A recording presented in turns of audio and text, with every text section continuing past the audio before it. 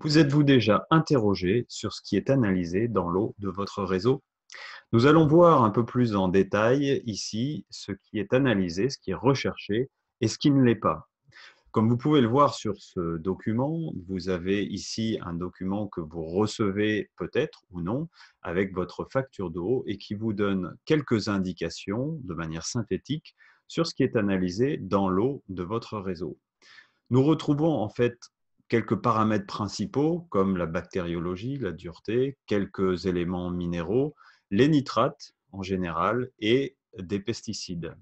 Les pesticides sont ce qui est le plus en termes de quantité recherché dans l'eau du réseau et c'est ce qui va amener en fait une analyse d'eau du réseau à être portée à peu près 500 substances recherchées, puisque si on regarde ne serait-ce que les pesticides, en fait, on en utilise couramment à peu près 500 substances différentes dans les utilisations de l'agriculture. Donc, on va rechercher une bonne partie déjà dans les analyses de l'eau qu'on a au niveau du réseau, que cette eau provienne d'ailleurs d'une gestion publique par un village ou une ville ou que ce soit une gestion privée, eh bien, il y a des analyses qui sont faites qui prennent en considération les pesticides. Alors évidemment, il y a des périodicités, c'est-à-dire qu'on fait des analyses d'eau selon un certain rythme, qui peut être de tous les mois ou de tous les 3 mois, etc. Et évidemment, on ne va pas à chaque fois tout rechercher. Ce qu'il est important quand même d'observer, c'est que dans une analyse d'eau classique sur l'eau de notre réseau, eh bien, ce qu'on va rechercher, c'est de l'ordre à peu près de 500 à 600 paramètres. Mais il faut voir une autre chose, c'est qu'en Europe, nous utilisons couramment plus de 100 000 molécules chimiques. Donc, en fait, quand on nous donne une analyse de l'eau aujourd'hui, et vous pouvez voir comme celle-ci, donc la synthèse qui nous est fournie, qui était ici sur l'eau du réseau de Molusson, eh bien, la conclusion, c'est que l'eau distribuée respecte les normes de qualité fixées pour les paramètres ayant un impact direct sur la santé. Donc, on voit une synthèse avec quelques informations, une jolie phrase avec une conclusion qui est marquée en vert, où on utilise le terme santé et où, en gros, on dit aux consommateurs, eh bien, soyez confiants, tout va bien. Et ce qu'il faut comprendre, en fait, c'est que ces analyses d'eau, elles sont relatives à certaines choses analysées et d'autres qui ne le sont pas. Et à surtout une petite parcelle de la réalité de ce qu'il est possible de trouver dans l'eau. Donc, vous voyez, à peu près 500 substances recherchées sur plus de 100 000 existantes. Donc, il y a quand même un écart, hein, en fait, important entre ce qui est recherché et ce qui potentiellement se retrouve dans l'eau. Ça, c'est une première chose. Au-delà de ça, eh bien, on s'est aperçu d'une autre réalité, c'est que même si on mettait des recherches d'analyse d'eau et des seuils, eh bien, ces seuils étaient dépassés. C'est ce qui s'est produit dans l'année 2007 pour 5 millions de personnes en France. Et ce qu'il est intéressant de savoir, quand les seuils sont dépassés, et j'imagine que ça ne s'est jamais produit chez vous non plus, c'est qu'on ne va pas couper l'eau au robinet pour les consommateurs. C'est-à-dire que lorsque les seuils sont dépassés, que se passe-t-il? Si ces dépassements sont récurrents sur une ou plusieurs substances, eh bien, il va y avoir une préconisation faite par le préfet du département et qui va, eh bien, par dérogation, autoriser la possibilité de continuer de transférer cette eau aux consommateurs.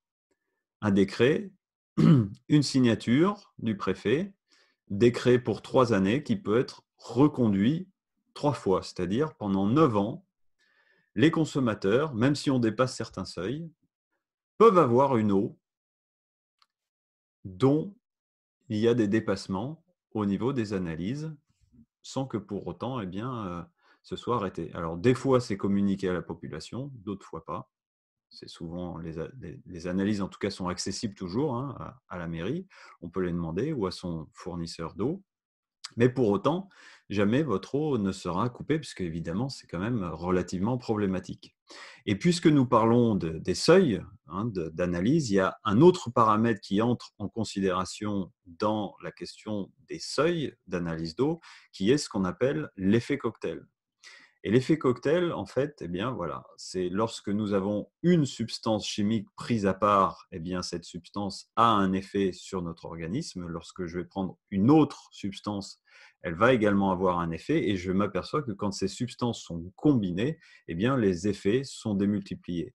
Et d'après une étude qui a été faite notamment au CNRS sur les pesticides, ils se sont aperçus qu'à partir du moment où on avait la combinaison de 3 molécules chimiques de synthèse simultanément, eh bien, on n'était plus en mesure déjà d'une part de savoir exactement ce qui se produit hein, au niveau des effets des interactions. D'ailleurs, c'est ce qu'on retrouve dans le code déontologique de la médecine. Un médecin ne devrait pas prescrire plus de 3 molécules chimiques simultanément, puisqu'au-delà de ça, on ne sait pas ce qui se passe. Et eux se sont aperçus que pour les pesticides, à partir du moment où on avait déjà une combinaison de 3 pesticides présents en même temps dans l'eau, eh bien, ça décuplait les effets de ces molécules-là à des niveaux nettement inférieurs. Du coup, on a des impacts. Et ce qui a été observé et donné en termes de chiffres, c'est que les seuils devraient être revus de 1000 fois à la baisse sur ce qui nous est proposé par rapport aux analyses d'eau, notamment directement en lien avec cette réalité de ce qu'on appelle les effets cocktails. Donc, considérez bien une chose, c'est que quand on parle d'analyse d'eau sur la qualité de l'eau du réseau, et où on nous dit l'eau est analysée, elle est contrôlée, elle est sécure, on peut la consommer sans problème, ça fait plutôt référence à une réalité qui est celle de l'approche bactériologique. Effectivement, en général, on a une bonne qualité bactériologique de l'eau majoritairement sur toute l'eau du réseau. Et si ce n'est pas le cas souvent, il y a des augmentations qui sont faites au niveau des apports en chlore, etc.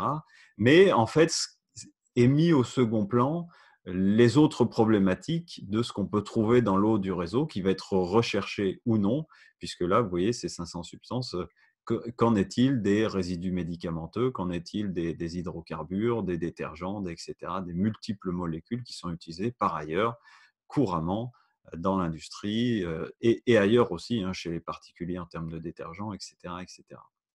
Donc, vous voyez que les analyses d'eau, c'est relatif. C'est ce qu'il faut comprendre, c'est que ce n'est pas parce qu'on nous affiche un joli document, hein, à norme française bleu, blanc, rouge, et qui nous dit c'est OK, l'eau est de bonne qualité, favorable à la santé, ou n'a pas un impact direct, hein, vous voyez quand même que les mots sont choisis, eh bien, c'est tout à fait relatif. Je vous invite à poursuivre avec la prochaine vidéo qui va parler du chlore, justement, qui est ajouté dans l'eau et également de ses dérivés.